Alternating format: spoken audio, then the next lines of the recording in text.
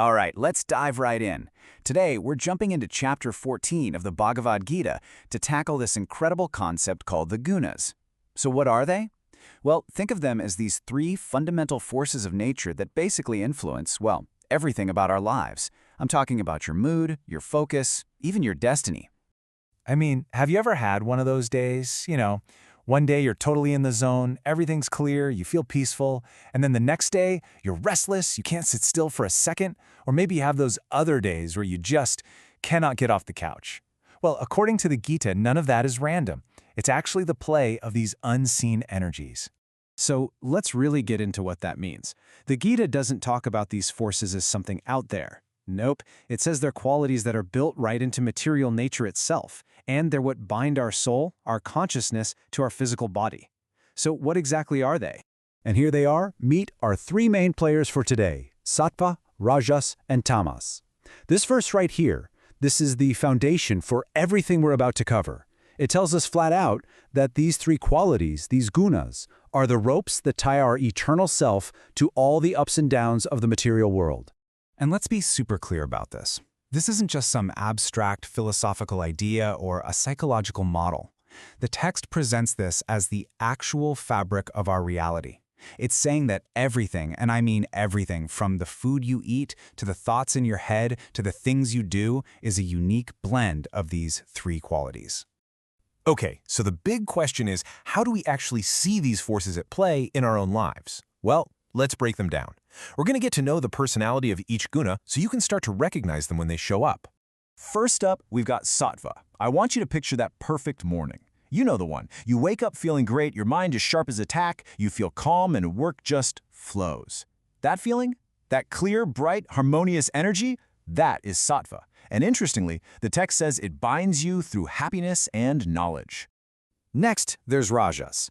Now, this is the energy of pure drive. Think ambition, passion. It's basically the engine of what we'd call hustle culture today. It's that fire that pushes you to go, go, go, to hit that deadline, to achieve that goal. But here's the catch. It's also the source of that feeling of restlessness and constant craving. You're always on, always driven by desire, always attached to getting that result. And last but not least, we have Tamas. And let's be real, we've all been here. This is that heavy feeling of inertia. It's the laziness, the confusion, the mental fog that makes you procrastinate. It's that gravitational pull that keeps you glued to the couch when you know you should be doing something else. The text says this one binds you through carelessness and, well, just wanting to sleep all the time.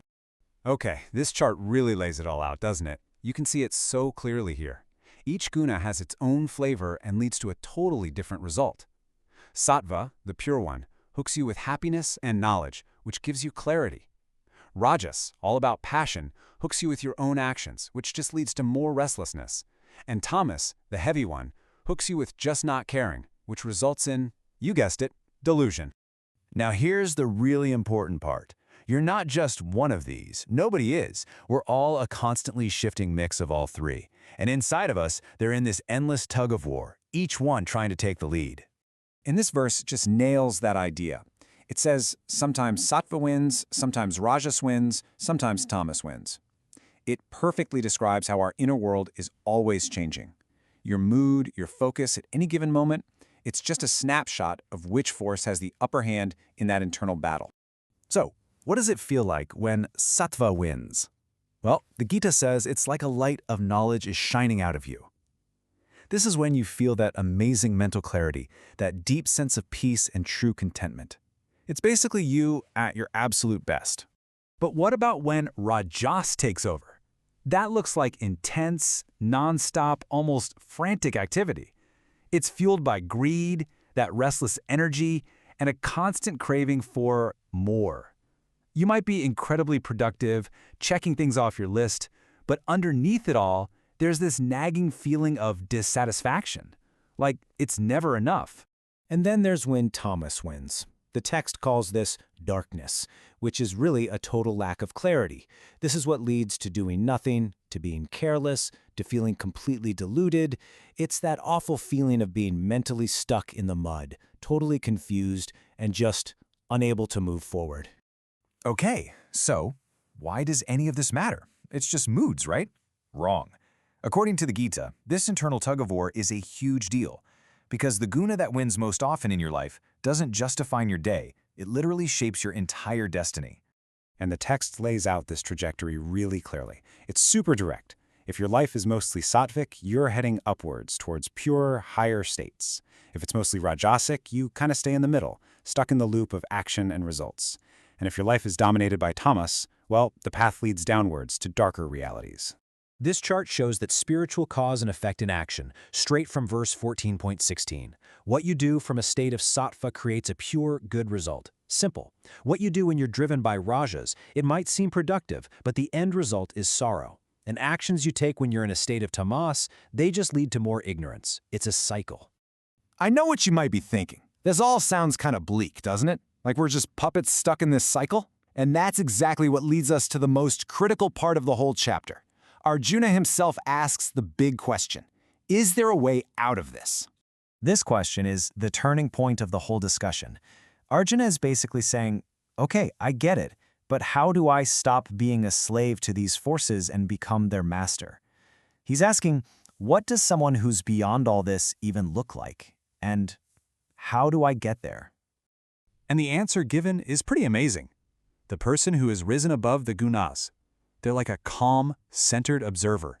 They're not thrown around by life's chaos. Pleasure or pain, praise or criticism, winning or losing, they witness it all with the steady, unshakable mind.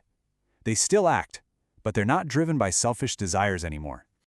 I mean, that sounds incredible, right? A truly remarkable state of inner freedom. But how? What's the actual method? How do you achieve that kind of stability? And this is where the text gives the ultimate answer, the master key. It says that through unswerving devotion, a constant, focused connection to the divine, a person can completely transcend the influence of all three of these forces. It's the path to becoming fit for a state of pure spiritual awareness. And the ultimate payoff for going down this path? It's huge. The promise is that by transcending the gunas, you can actually become free from the big four sufferings of material life: birth, death, old age, and sorrow. It's described as nothing less than the way to achieve your true, immortal, spiritual nature. So that leaves us with one final question for you to think about. After everything we've just talked about, just take a second and look inward. Right now, which of these three forces feels like it has the upper hand in you today? Because just noticing, that's always the first step.